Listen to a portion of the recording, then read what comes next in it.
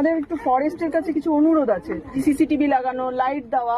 আপনাদের কাছে যে অভিযোগ তা নয়, এগুলো করতে হবে, তাহলে কাছ থেকে জেনে নেব প্রশাসনের তরফ থেকে কি জানানো হলো।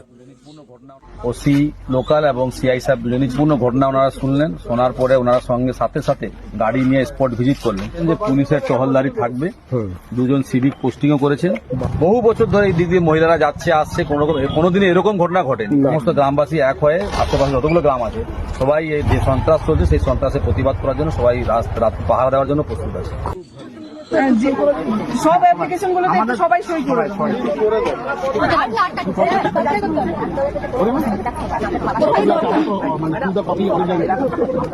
এই বাউন্ডারি টুকু হচ্ছে ট্রেনিং ইনস্টিটিউট। এখানে আমাদের পারপাসটা বুঝুন, এখানে আমরা কিন্তু ট্রেনিং বুঝতে পেরেছি। আমি জানি, আমি পুরোটাই জানি ঘটনাটা ঘটছে এখানে। মানে আমাদের একটু ফরেস্টের কাছে কিছু অনুরোধ আছে যে আপনারা এই যে যেমন কিছুটা ফেন্সিং করা, এই যে সিসিটিভি লাগানো, লাইট দেওয়া, এগুলো তো আমাদের আপনাদের কাছে যে অভিযোগ তা নয়। আমরা বলতে চাইছি যে এগুলো আপনাদের মানে কাছে দাবি আর কি, আমাদের এগুলো করতে হবে, তাহলে সমস্যাটা সমাধান হবে। হ্যাঁ, বলছি গতবার আমরা যেটা করেছিলাম, যেমন এই রাস্তাটা করার জন্য আমরা কিন্তু বিজলি কলেজ থেকে যেমন অ্যাপ্রোচ করেছিলাম ডিএমের কাছে, এমকেডিএম চেয়ারম্যানের কাছে, তেমন আপনারাও আলাদা একটা চিঠি করেছেন। সেই চিঠি আমরা গেছিও আপনার কাছে, এবং আমরা চাচ্ছি মানে আমাদের কুচরাচুরি প্রাইমারি স্কুল, হাই স্কুল এবং কলেজ, আমাদের বিজলি কলেজ সবাই, এবং পাশাপাশি আর 10-12টা গ্রাম, আমরা যারা এর দ্বারা প্রভাবিত বেশি করে আমাদের যাতায়াতের অসুবিধা হয়, ছাত্র সংখ্যা একবারেই কমে যাবে। আমাদের কাছে আপনারা একটা কি করতে পারেন যে আমরা ধরুন এই কম্পাউন্ডটাতে এখানে কিছু সিসিটিভি লাগালাম, এই অ্যাপ্রোচ লাইট সিসিটিভি জাস্ট এগুলাই আমরা হচ্ছে ডেভেলপমেন্ট সার্কেলের মানে আমাদের কাজ হচ্ছে ট্রেনিং কন্ডাক্ট। তো সারা পশ্চিমবঙ্গ থেকে এখানে লোকে আসেন ট্রেনিং করার জন্য। আমাদের শুধু এটুকুই পার্ট, মানে ইভেন আমাদের এই গেটটা থেকে বেরিয়ে গেলে এই যে জঙ্গলটা না, এটা খড়গপুর ডিভিশন হিজলি রেঞ্জ।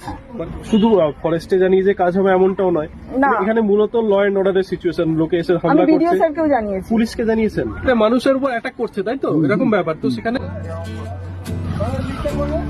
তো স্যারের সঙ্গে কি কথা হলো ফাইনালি? দেখুন, স্যারের সঙ্গে আমাদের গ্রামবাসী সহ আমাদের এই স্কুলের শিক্ষিকা যিনি আছেন উনিও গেছিলেন। আমাদের হিজলি কলেজের প্রিন্সিপাল সহ আরো অধ্যাপকরা ছিলেন এবং গ্রামের মান্যগণ্য ব্যক্তিরাও ছিলেন, এবং যাদের উপর এই ঘটনা ঘটেছে উপস্থিত ছিলেন। পুলিশ প্রশাসন সম্পূর্ণ সময় দিয়ে, ওসি লোকাল এবং সিআই সাহেব দুজনই ছিলেন। সম্পূর্ণ ঘটনা ওনারা শুনলেন। শোনার পরে ওনারা সাথে সাথে গাড়ি নিয়ে স্পট ভিজিট করলেন এবং ওনারা অ্যাসুরেন্স দিয়েছেন যে পুলিশের টহলদারি থাকবে। দুজন সিভিক পোস্টিংও করেছেন এবং গ্রামবাসীর তরফ থেকে যাদের 10 থেকে 15 জনের লিস্ট দেওয়া হোক, ওরাও লোকালি যাতে পুলিশের সঙ্গে যোগাযোগ রেখে যে ভয়টা মানুষ পাচ্ছে সেই ভয় যাতে ভবিষ্যতে না হয়, বা যদি কোনোরকম কেউ এসে গ্রামের নাম বা গ্রামের এলাকার ছবি বা শান্তি ভঙ্গ করছে তাদের বিরুদ্ধে কঠোর ব্যবস্থা নেওয়ার জন্য প্রশাসন অ্যাসুরেন্স দিয়ে গেছে। এবার থেকে আর মা বোন দিদিদের আর যাওয়া আসার কোনো অসুবিধা হবে না।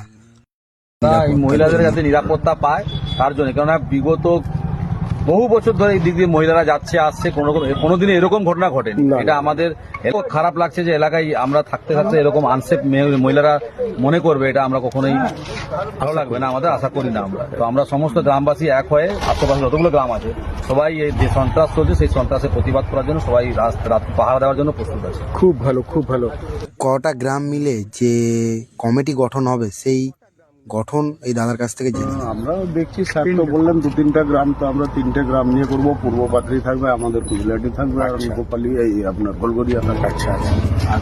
এটা হচ্ছে থানা থেকে রিসিভ করেছে, আর নিচেরটা হচ্ছে বিডিও স্যার রিসিভ করেছে। থ্যাংক ইউ ম্যাডাম, অনেক পরিশ্রম করছেন। Thank you.